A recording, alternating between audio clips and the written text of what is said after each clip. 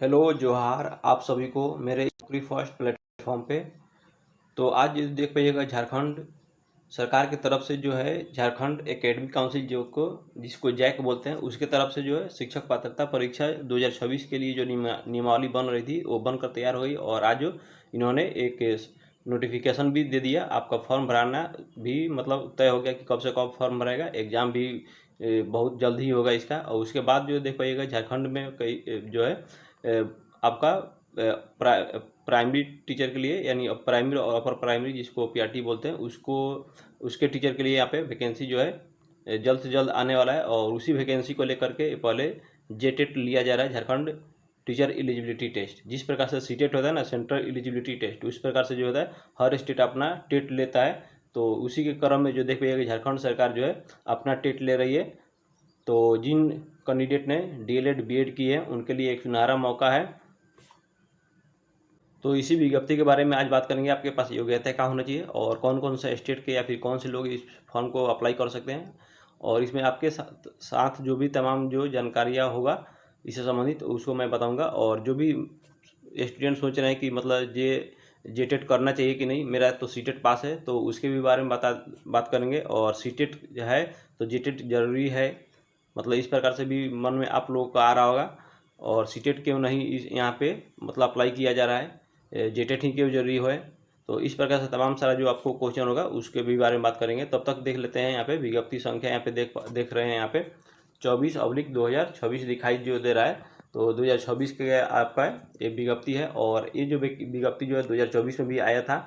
तो वहाँ पे जो देख पाइएगा उसका फॉर्म भी भरा चुका था, बट झारखंड सरकार ने जो 3 लैंग्वेज फार्मूला के बेसिस पे जो होता है पीआरटी और पीआरटी जो कि अपर प्राइमरी लोअर प्राइमरी में जो होता है कि आपको अपने जो मदर टंग जो होता है जिसको मातृभाषा में जो शिक्षा देना अनिवार्य होता है, जिसमें एनईपी 2020 जो आया। तो उसके बाद से सब लोग ज़्यादा जागरूक हुए, हर स्टेट अपना पीआरटी का एजुकेशन जो है अपना मातृभाषा में देने में के लिए मजबूर हुए और कोशिश भी किए।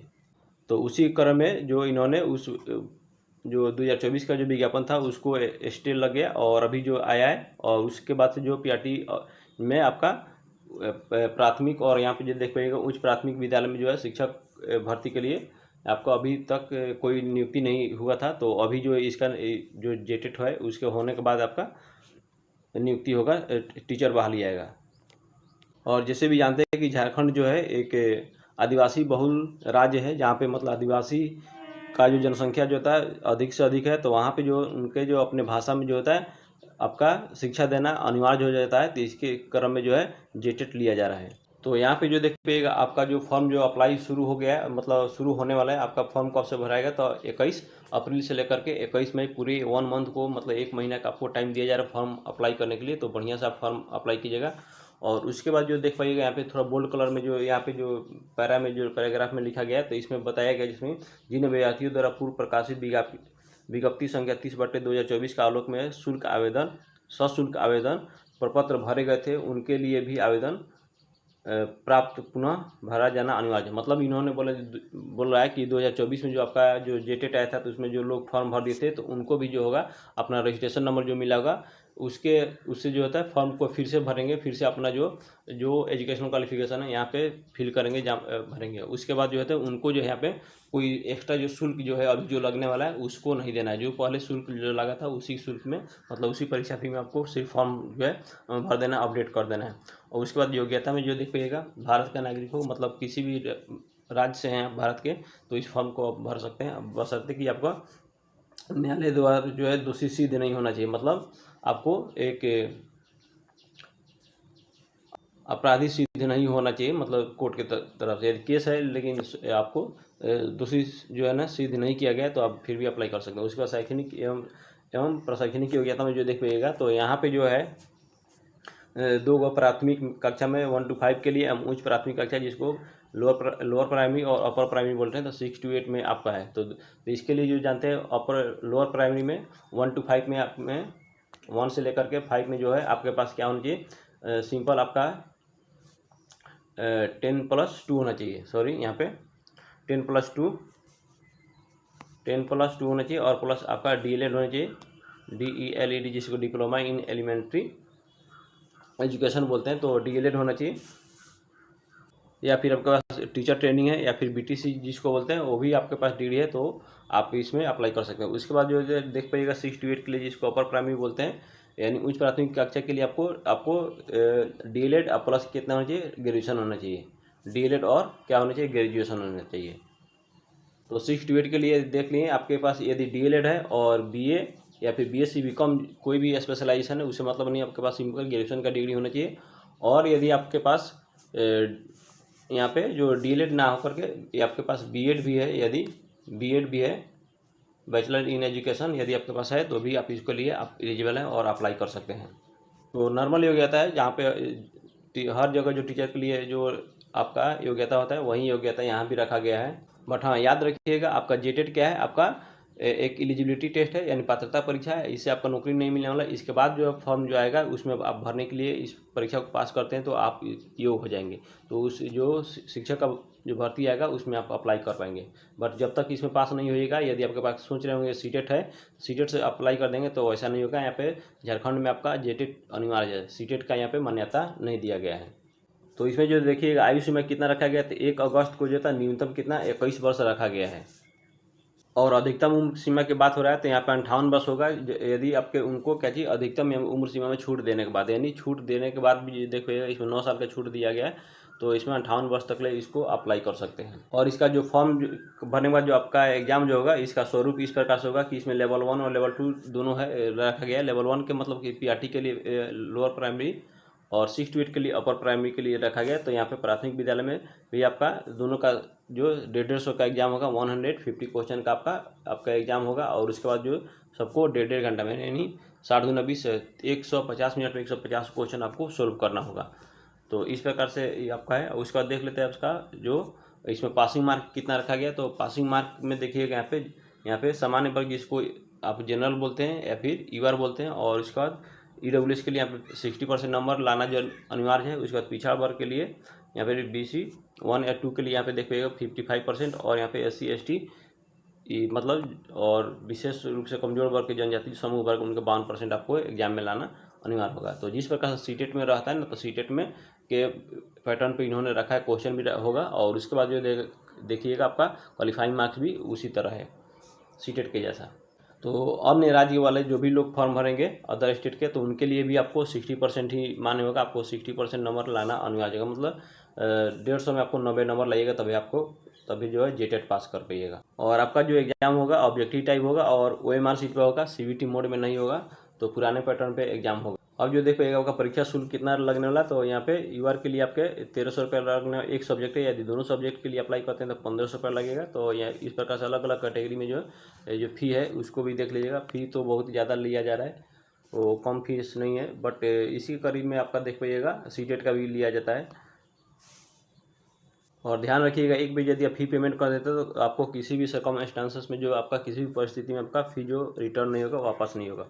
और आपका जो इसमें डिग्री क्या लगने वाला है, तो मैट्रिक इंटर का सिर्फ और ग्रेजुएशन का जो मार्कशीट या सर्टिफिकेट दोनों लगेगा। और उसके बाद बस आपके पास यदि झारखंड राज्य के हैं तो आपका रेसिडेंस लगेगा, मतलब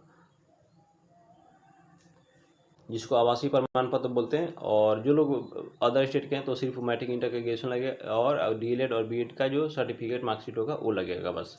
और देखिएगा यहाँ पे जो आपका जो डेट आज जो है 28 मार्च को जो प्रेस रिलीज हुआ है, और इसमें इन्होंने विज्ञप्ति को प्रकाशित किया है। और एग्जाम का जो पैटर्न होगा सेम आपका सीटेट के तौर पे होगा। और यहाँ पे जो देखिए ऋणात्मक गणना या फिर निगेटिव जिसको बोल रहे हैं, तो निगेटिव मार्किंग इसमें भी नहीं रहेगा, जिस प्रकार सीटेट में नहीं रहता है। और यहाँ पे 1 to 5 के लिए आपका कौन कौन सा सब्जेक्ट होगा देख लीजिए, यहाँ पे संक्षिप्त में इन्होंने दिया गया है। और यहाँ पे जो देख पाइएगा आपका 30 नंबर का जो होगा CDP, जिसको बाल विकास बोलते हैं, और 30 नंबर का आपको जो होगा लैंग्वेज 1 होगा, और लैंग्वेज 2 लैंग्वेज होगा। तो एक लैंग्वेज 1 में से आपको 2 कोई चूज करना है, जिसमें हिंदी, संस्कृत, उर्दू, अंग्रेजी में से कोई जो है 2, मतलब इस दोनों में से कोई, ये या तो एक हिंदी ले लीजिए, एक अंग्रेजी ले लीजिए, या फिर संस्कृत ले लीजिए, उर्दू ले लीजिए। इसमें से कोई 2 सब्जेक्ट होना चाहिए, जो इसमें से 30 नंबर क्वेश्चन आएगा। फिर जो दूसरी का भाषा जो देख पाइएगा सेकेंड लैंग्वेज, तो इसमें से जो देख पाइएगा आपका भी इसमें भी 30 नंबर का, तो 30 30 60 30 नंबर आपका हो जा रहा है यहाँ पे। आपका CDP 30 नंबर का 30 नंबर का 2 गो आपका लैंग्वेज, तो 60 30 90 हो गया। और उसके बाद जो देख पाइएगा, और दूसरा भाषा में जो देख पाइएगा आपका जो है यहाँ पे नियमावली के अनुसार जो होता है सूची 1 में उल्लेखित है, यानी क्षेत्रीय भाषा या जनजातीय भाषा में से कोई एक लेना होगा, कोई एक ही भाषा लेना होगा जिसमें से आपको 30 नंबर का आपको क्वेश्चन रहेगा। और उसके बाद जो देख पाइएगा, यदि आप सॉरी उसके बाद गणित से अभी आपका 30 क्वेश्चन रहेगा, पर्यावरण अध्ययन से 30 क्वेश्चन रहेगा। तो इस प्रकार से 150 क्वेश्चन आपका टोटल हो जाएगा। तो और 150 मिनट में आपका सोल्व करना होगा। तो यहाँ जो देख पा रहे हैं 1 to 5A के लिए और 6 to 8 के लिए जो यहाँ पे नीचे दिया गया है, तो इसको जो देख पाइएगा यहाँ पे स्क्रॉल कर पाइएगा, तो यहाँ पे जो देख पाइएगा 6 to 8 के लिए इस प्रकार से दिया गया है। यहाँ भी इससे में रहने वाला 30 नंबर का आपका CDP रहेगा, 30 नंबर का 2 लैंग्वेज रहेगा, और यहाँ पे और इसमें से भाषा 2 में जो होगा में से भी आपको कोई एक ही आपको भाषा लेना है, जो भी 30 नंबर का, तो 90 नंबर हो गया। अब जो देख पाइएगा यहाँ पे बहुविकल्पीय जो होगा, यहाँ पे जो लोग गणित या फिर आपका जो यहाँ पे स्पेशलाइजेशन हो जाता है ना, एक साइंस और सोशल साइंस में, तो सोशल साइंस सामाजिक विज्ञान और यहाँ पे अंग्रेजी यहाँ पे ए में जो दिया गया है, जिसमें गणित एवं विज्ञान शिक्षक जिसको मैथ और साइंस के जो टीचर होंगे तो उनसे 50 गो क्वेश्चन होगा इस पर, और कंप्यूटर से 10 गो क्वेश्चन 60 गो हो गए, और 90 6 कितना 15 150 नंबर को हो गया। यदि आप सामाजिक विज्ञान जिसको सोशल साइंस बोलते हैं, सोशल साइंस के यदि आप टीचर बनना चाहते हैं तो इसमें से जो देख पाइएगा आपका पास जो होना चाहिए सामाजिक विज्ञान में जो है इससे संबंधित आपको 50 गो क्वेश्चन होगा, उसमें कंप्यूटर से आपको 10 गो क्वेश्चन, तो 60 गो क्वेश्चन इधर होगा, 30 नंबर से 2 गो लैंग्वेज होगा 60 गो, और उसके बाद 30 गो आपका CDP, तो टोटल हो जाएगा 150 नंबर का आपका एग्जाम होने वाला है। और जो बात करते हैं जो आपका लैंग्वेज 2 था, उस लैंग्वेज 2 में आपका जो क्षेत्रीय भाषा या फिर जनजातीय भाषा जो था उसमें से जो कोई एक लेना था, तो इसमें से इसका जो लिस्ट बना के यहाँ पे दिया गया है, तो इसमें से देख लीजिएगा हर रीजन के लिए अलग अलग दिया गया है, जिसमें यहाँ पे अलग अलग, जिसमें जामताड़ा है या फिर साहेबगंज है, उसके बाद पाकुड़ है, गोंडा है, फिर और उसके बाद हजारीबाग है, कोडरमा, चतरा। तो इस प्रकार से अलग अलग यहाँ पे रीजन के लिए इन्होंने अलग अलग जिला के लिए इस प्रकार से यहाँ पे आपका लैंग्वेज दिया गया, लैंग्वेज 2 में जो आपका क्षेत्रीय या फिर जनजातीय भाषा होगा, तो इसमें से कोई एक आपको लेना होगा, तो इसको भी ध्यान में रखिएगा। तो जो लोग भी शिक्षक बनना चाहते हैं झारखंड में, तो आपको जेटेट करना जरूरी है। बिना जेटेट के आप सीटेट पास हैं फिर भी आप जो है आप यहाँ पे टीचर नहीं बन पाइएगा, तो इसलिए जेटेट को जरूर आप फॉर्म भरिए, और आपके पास एक अच्छा सा सुनहरा मौका मिलता है। यदि आप आसपास के भी राज्य के हैं तो जरूर भरिए। और साथ ही इसके बाद जो बिहार में जो है TRE 4 आने वाला है, तो उसके बाद भी संबंध में आपको सूचना इसी प्लेटफॉर्म में मिलेगा। और यहाँ पे भी अच्छा खासा 46,000 यानी 46,000 वैकेंसी आने वाला है। तो आप लोग से रिक्वेस्ट है, अभी भी चैनल को सब्सक्राइब नहीं किया तो जरूर सब्सक्राइब कीजिएगा। थैंक यू, धन्यवाद।